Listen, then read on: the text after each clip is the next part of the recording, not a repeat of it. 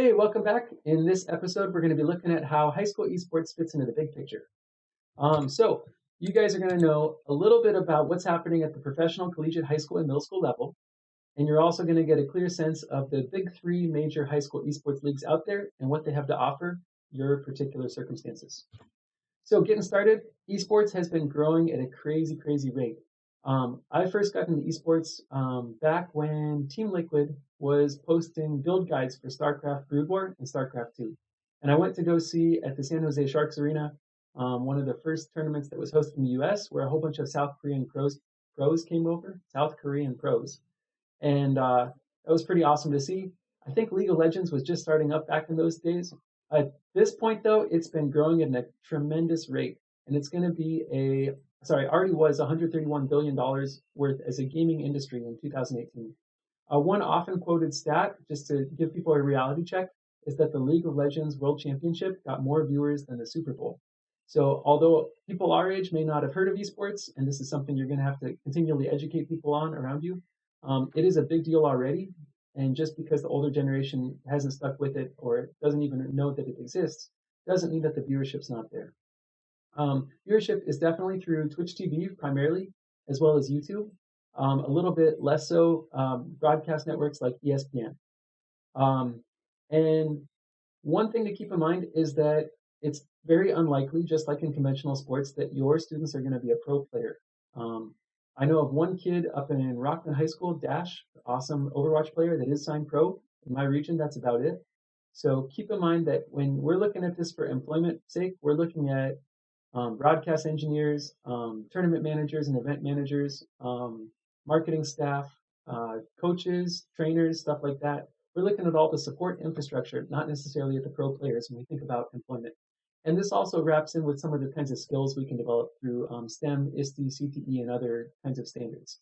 A lot of the times it's around the game, it's not the game itself. At the collegiate scene, there are three big leagues that I know of. TESPA, I think, has been around quite a long time. It's more of a broad gaming club that's got a great partnership with Blizzard Entertainment, Go StarCraft 2. And then we've also got NACE and Collegiate Star League. I think NACE is the one that's most active in the League of Legends space, although I could be wrong about that. What I do know for sure is that there are over 200 colleges this year offering scholarships. Scholarships range from a couple $1,000 all the way up to a full ride. And there are college recruiters out there now looking for students. There are how-to guides on how to make a scouting video. But they're also promoting the fact that colleges have an esports center being developed just as something to attract kids to college. In fact, I've talked with the rep from Maryville University, which they've got a giant program going. It's awesome. Also, keep in mind that the colleges is where a lot of the esports research is coming out of. In particular, UC Irvine has a great academic center doing esports research. At the high school level, these are the big three. First one, North American Scholastic Esports Federation, NASEF.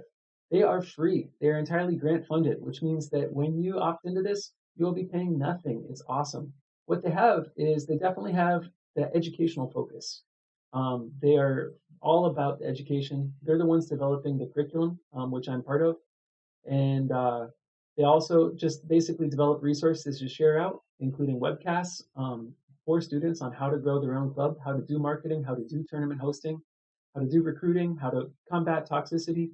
Basically, they're trying to facilitate both in-school and after-school curriculum. And their website is getting better and better at giving you the ability to access that. That's something that'll help curate for you to make sure that's easy to get to. Let's see. Downsides of NASEP, they only have 2 teams per season. So if you have a roster of 68 kids, you're going to be able to field, your top 12 plus alternates. And you can rotate those kids through, but they're kind of limited on their overall capacity for the tournament system at this point. They typically run Overwatch in the fall and League of Legends in the spring. They have something called extra credit tournaments throughout the year, which pick up other games as well. They also have the Beyond the Game challenges, which look at that set of career skills that are going to be needed for the esports ecosystem, not just for the players themselves. I definitely recommend that all of you join NASEF and take advantage of those resources. Next up, if you are working with esports through your athletic department in California, then you are probably going to be using PlayVS as well. There is a cost to participate in Play BS, but if you're through your athletic department, I'm assuming that'll get funded. They're the CIF partnered ones that make esports an official varsity sport and have an official state title. What I've seen so far in having participated in both of those leagues is that a lot of teams are doing both, and that's an awesome thing. So, for example, my team will play a Play BS match on Tuesday and then a NASEF match on Wednesday. It's a lot to handle in 1 week, but I think by the time we're practicing 5 days a week next year, that'll be kind of par for the course. One nice thing about Play BS is they have a really easy web interface. It was super easy to online kids and get them rostered up very, very quickly. They also have tech support, and they're growing very rapidly. I don't know of any number of limits on the number of teams. I've seen other schools hosting at least 3, and I think the real limit is, of course, your funding stream. League of Legends and Rocket League, I think, are their 2 official varsity sports. I could be wrong on Rocket League. It might also be club status. Smite is definitely club status, and then Fortnite doesn't have an official status. The last league, which I don't know quite as much about, is the High School Esports League, HSEL. They have a low cost to get into. They definitely have kind of a more casual feel. I think they're one of the most well-established leagues, older than the other 2. I don't know what their numbers are right now. But what I do know about them is that this is a great league to get into if you just want to host a ton of different games and give students the choice of what they want to participate into. So if I were running a gaming club rather than like a tight-knit esports team, HSEL would be a really attractive option. And I know of at least 1 or 2 other schools in our region that are using HSEL primarily for that purpose, where they have a club size of 120 or 150 kids, very loosely organized. A lot of the practices occur from home rather than on campus, but the breadth of games they're able to offer and the amount of kids they're able to attract because of that, those are the obvious pros for this system. There are also some state-specific leagues. I know Florida is ahead of the curve in getting a bunch of that going, and I think California is pretty far along too here.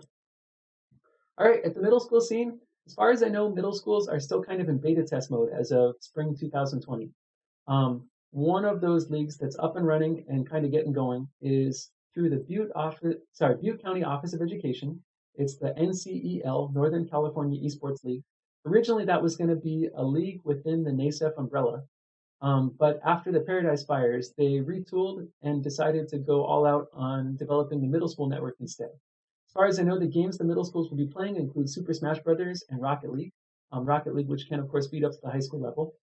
And NASEF has partnered with them to create a good middle school elective curriculum to go with that, which I've seen the beginning of. It looks awesome. If you need to get in touch with this league, let me know. I'm still trying to get some of my feeder middle schools to start up an esports team, and hopefully they're able to do that soon. All right, so if you are if you're any kind of an esports team at all, you should definitely be doing NASEF. It's free. They've got great resources. If you're a sports team, if you're approaching esports as if it's an after-school varsity sport, I think you're going to be partnered with PlayBS, or PlayVersus, I should say. But the question is, why not pick up NASEF as well? All of their educational content is awesome. That's a great resource to have. In addition, the Connected Camps coaching is great. They offer that for League of Legends in the spring term. And having a pro coach or a collegiate level gamer coach is really going to help us because we don't always have the game expertise knowledge that we need. Now, in the meantime, if you're a club team, one thing to consider is if you have finances, we've mostly had the fundraiser go for grants or prizes. The question is, what do you need to spend your funds on?